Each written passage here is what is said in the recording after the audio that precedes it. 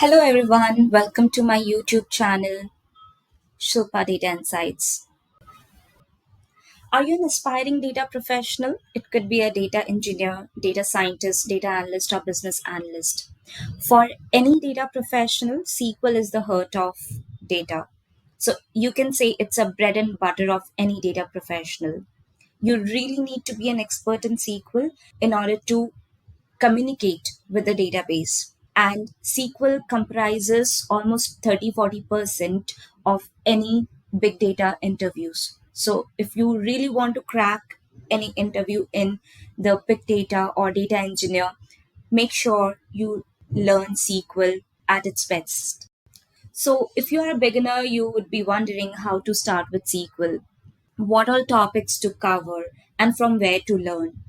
And even if you are a data professional and you want to learn the enhanced or the advanced skill set of SQL, then this video is a must. I've created a very comprehensive roadmap with all the topics that is needed in order to learn SQL. So if you will see on my screen, there's a SQL roadmap here. On the right side, there are some components. So let's begin with first component, which is what is SQL. SQL is a structured query language in order to communicate with database. In order to communicate with database, you need different type of statements. Let's say it could be a DDL, could be you want to create a table, you want to alter a table, then use DDL. If you want to go ahead and manipulate some data in the database itself, then use the DML. And if you want to control the data, the permissions, then use the DCL. So these are the three main concepts you should be aware of regarding the SQL. Then comes with introduction to DBMS systems. So DBMS can be of different types. Three important DBMS to start with will be MySQL, Oracle, and Microsoft SQL Server. All of them uses a little bit here and there different syntax, but most of the part is same. So if you are new to the SQL language, then I would recommend you to go with MySQL. You just go ahead and install the MySQL workbench and start practicing in it. It's very easy to install and you can just start as soon as you install the MySQL. Then comes with if you have a lot of data and you just want to filter out some data with few data only, then how will you do it? You have a where clause in SQL. So in the where clause, you go ahead and filter out the data using two types of operators. It could be a comparison operator or logical operator. So what is a comparison operator? It is nothing but an equality or greater than, less than symbol that you use. So it could be a greater than, less than, greater than equal to, less than equal to. Then comes the logical operator. In the logical operator, you have different types. Let's say you have all, and, any, between, exist, not exist, in, not, or, and, like. So these are some logical operators. Then comes with the case statement. So if you know any programming language, then you use if and else statement. It is similar to if and else statement of any programming language as the case statement in SQL.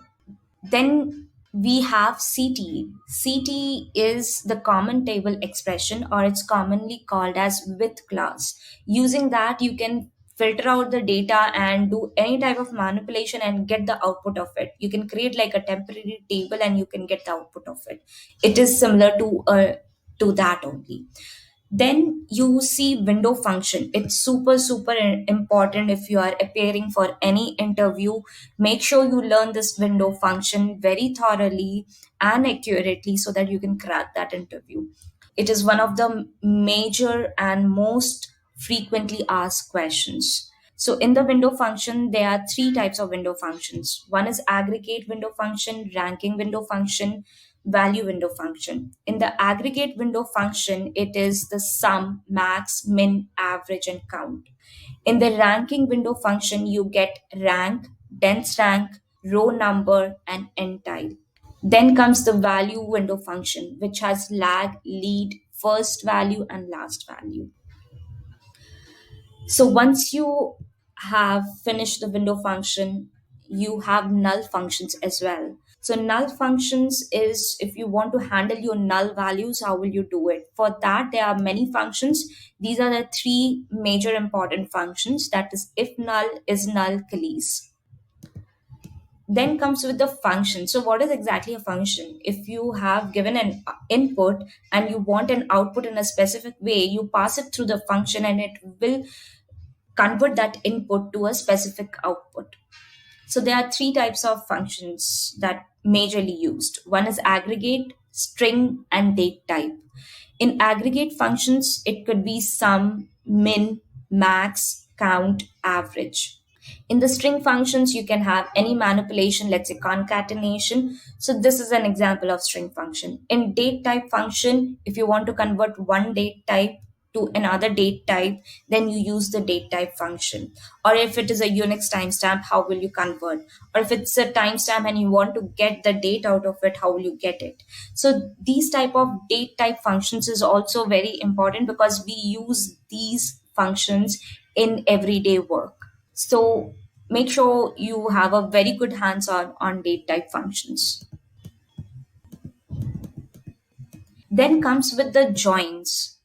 So in the joins, you will see inner, left, right, full outer join. If you have multiple tables in database and you want to get output out of all those tables, then you have to join those tables.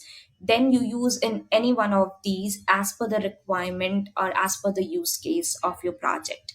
So this is also very important, that is used in most of the SQL queries if it is not a simple SQL query. Then comes with the group by clause. In the group by clause, you need to master the aggregate function, having clause, and roll up. Don't forget to learn about roll up. You can just Google it. What is roll up? There are multiple things that you will be able to learn about it. Then if you have a data and you want to go ahead and get the data in a specific format, let's say it could be an ascending or descending format, you can just order it by ascending or descending based on one column or multiple columns. Then is your subqueries. Subqueries is a query inside a query, how you exactly get an output out of a main table. Then views are nothing but it's a like a temporary table, you can say, which is on the top of the main table. It doesn't hold any data, it's just a view on the top of that table that you create. So learn what is a view and how exactly to use it and what is the purpose of it. Then comes the pivot. Pivot is if you have a list of rows and you want to convert those rows into columns, then you can use that pivot. Then we have the integrity constraint. Integrity constraint is can be primary key, foreign key, unique, not null, default. So there are some constraint that has been given to a particular table in order to use that table in much more efficient way. There are some checks that you provide in order to make sure those columns have those data only. So that is the integrity constant. So if you will see, there are multiple things you need to learn in SQL, but it's not a hard thing to learn because this is just a beginning. There are multiple more things that you can learn, but I would suggest to master this thing so that if there's anything else, it's just a piece of cake then that you can go ahead and do. This is what all I had. If you liked my video, don't forget to hit the like button. And if you are new to my channel, then hit the subscribe button and bell icon to avoid missing any notification. Thank you so much for watching, and I wish you have a good day.